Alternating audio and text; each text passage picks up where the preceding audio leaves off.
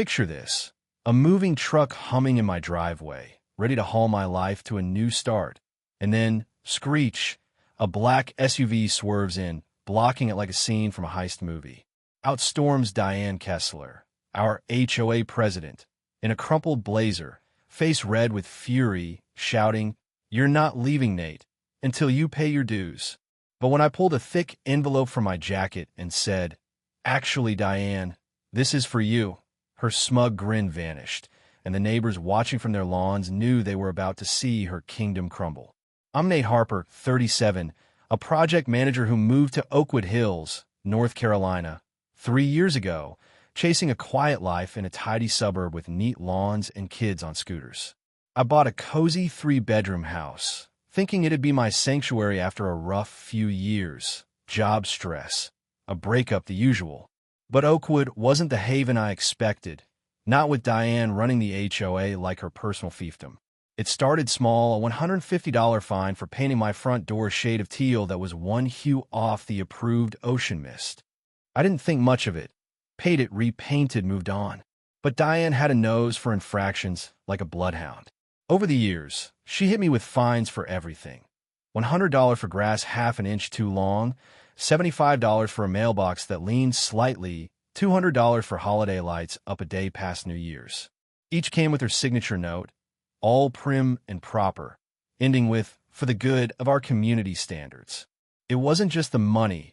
It was her inspections, showing up with a measuring tape, snapping photos of my yard like a private eye, once even holding a color swatch to my shutters to verify compliance. Neighbors whispered she kept files on us all, tracking our lives like some suburban spy. I laughed it off, tried to play nice, but the last straw was a $400 fine for excessive clover in my backyard, weeds nobody could see unless they were trespassing.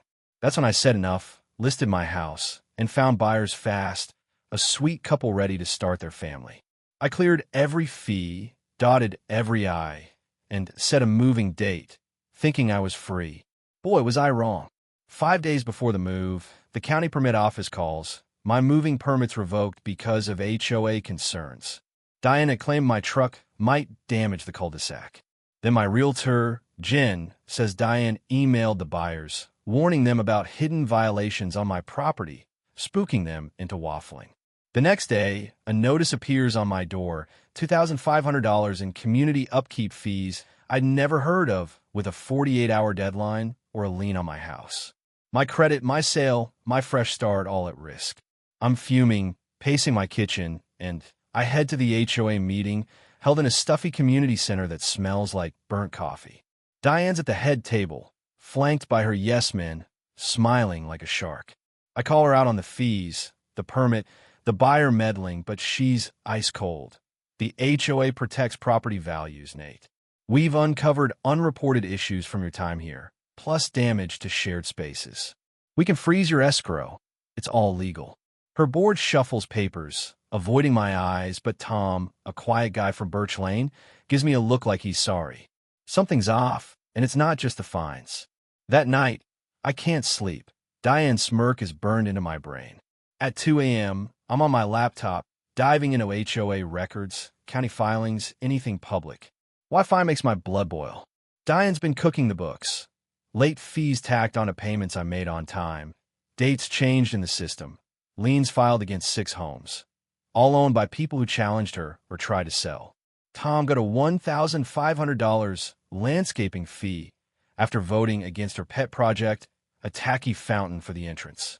Sarah Lynn, who questioned the HOA's budget, was slammed with $800 in structural violations. It's a pattern, punish dissent, pocket the cash. By dawn, I've got a folder stuffed with evidence. My bank statements, screenshots of tampered records, a timeline of her dirty tricks. I call Rachel Torres, an attorney who eats HOA cases for breakfast. She reviews my stuff and says, "Nate, she's handed us a sledgehammer." We spend 2 days building a case. Cease and desist, state complaint, civil lawsuit, with proof Diane broke laws on fee notices, record keeping, and homeowner harassment. I'm ready, and moving day's my chance. The sun's barely up when the truck's loaded, my life boxed and taped, and Diane's SUV roars in, blocking the way. She's in war mode, heels clicking, phone out, barking, "You owe this community $2,500, Nate. I'm calling the board. You're not moving until it's paid." Neighbors like Mrs. Ellis and her knitting buddy are out, sensing a show. I let her rant, all standards and obligations, until she's winded. Then I pull the envelope, thick with legal ammo, and say, "This is for you, Diane." Her hand shakes as she grabs it, ripping it open, and I watch her face go from cocky to ghost pale. "What is this?" she sputters, scanning the cease and desist. I lean in. "It's proof you've been fleecing us. Fake fees, changed records, liens on anyone who stood up to you." Her eyes dart to the lawsuit, listing $200,000 in damages and a state complaint that could torch her career. "You can't prove this," she snaps, but her voice cracks. I nod to the crowd. "Oh, I can. And I'm not alone." Tom steps up, holding his own papers. "I've got every payment I made, Diane. You lied about them being late." Sarah's next. Phone out. "I recorded you threatening to fine my kid for drawing on the sidewalk." Mrs. Ellis chimes in. "You charged me $600 for my rose bushes." The crowd's alive now, neighbors spilling their stories, Diane's empire imploding. The truck driver's grinning. Mrs. Ellis puts down her knitting, and Diane's standing there, alone, as the truth buries her. 3 days later, I'm unpacking in my new place. No HOA, just a quiet street where people mind their own business. My phone buzzes with a text from Rachel. Diane got served at her bank job, right in front of her boss. The emergency HOA meeting was a circus, Tom says, better than any reality show. An auditor tore through the books, finding $40,000 in shady fees, all tied to Diane's schemes. The board kicked her out, unanimous, and she stormed off, knocking over a chair, screaming about her 7 years of service. But it gets better. The state's investigating her banking license, and the DA's weighing fraud charges. She got 2 years probation, 300 hours of community service. Get this, helping homeowners fight bad HOAs. The judge had a sense of humor. Our lawsuit's growing, 8 of us now, chasing $250,000 for the pain she caused. And the kicker? The audit found Diane was trying to buy my house through a shell company, tanking my sale to snag it cheap and flip it. Her greed wasn't just about control, it was about cash. I'm sitting on my new porch, coffee in hand, feeling lighter than I have in years. Diane thought she could bully me into submission with her fines and files, but all it took was some late-night digging and a lawyer who knew the game. She wasn't protecting Oakwood. She was protecting her wallet, punishing anyone who dared question her. Tom's on the new board now, pushing for clear rules, no more secret fees. Sarah's hosting a block party next week. First one in years without Diane's clipboard hovering. I wanted a home, not a war, but sometimes you gotta fight to get free.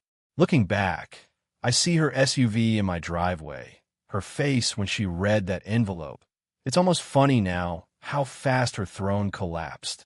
But last night, Jen forwarded me an email from the new board, mentioning legacy community fees they're reviewing. No specifics, but it's got me wondering if someone else might pick up Diane's playbook. I'm keeping my folder handy, just in case. What do you think? Was Diane a petty tyrant drunk on power, or did she start out trying to do good and lose her way? Got an HOA horror story? Drop it in the comments. Let's swap war tales. If this hit home, smash that subscribe button. Oakwood's moving on, but I'm not letting my guard down.